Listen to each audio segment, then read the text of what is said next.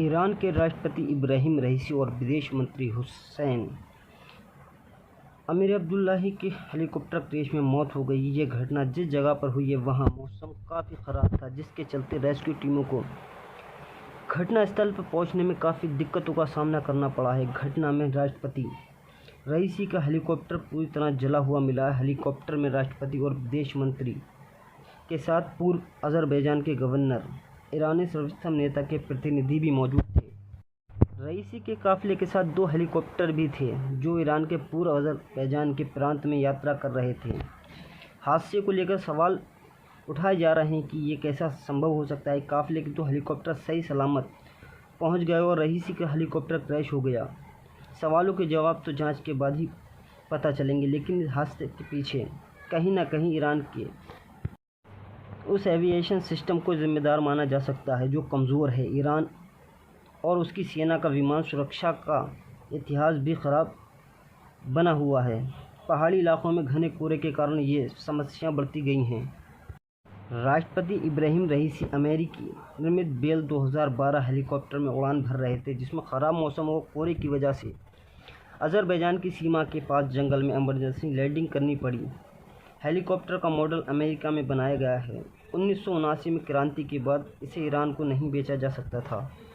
Bell 2012 का track record भी ख़राब रहा है। इस घटना में विमान की वजह से सबसे हालिया घातक दुर्घटना पिछले साल 2023 में हुई थी। एक निजी तौर पर संचालित विमान संयुक्त अरब अमीरात के तट पर दुर्घटनाग्रस्त हो गया है। इसी तरह से एक दुर्घटना में 2018 में हुई थी जिसमें 4 लोग मारे गए थे।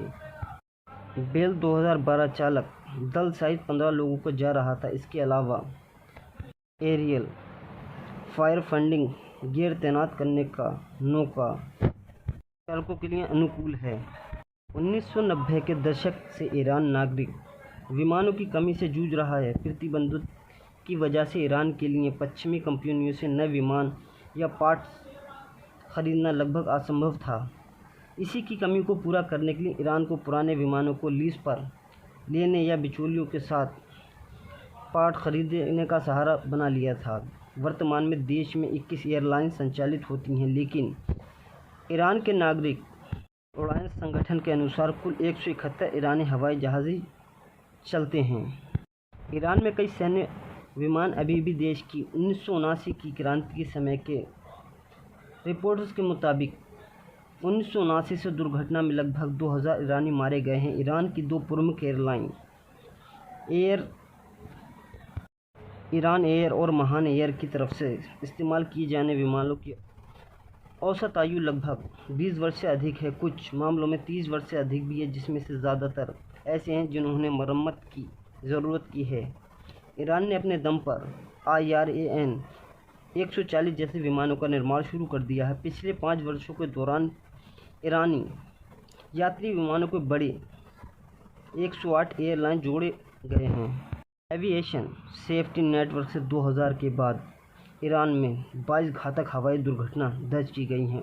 1919 से ईरान में 152 दुर्घटनाएं दर्ज की गई हैं, जो मिस्र से बहुत आगे है, जिसमें 126 घटनाएं देखी गई हैं। इस्लामिक रिवोल्यूशनरी गार्ड्स क्रॉप के कमियों को लेकर जा रहा था। एक रूसी निर्मित रिवोल्यूशन IL 76 MD तेज़ हवाओं के दौरान करमान शहर के पास एक पहाड़ी से टकरा गया था, जिसमें 275 लोगों की मौत हुई थी।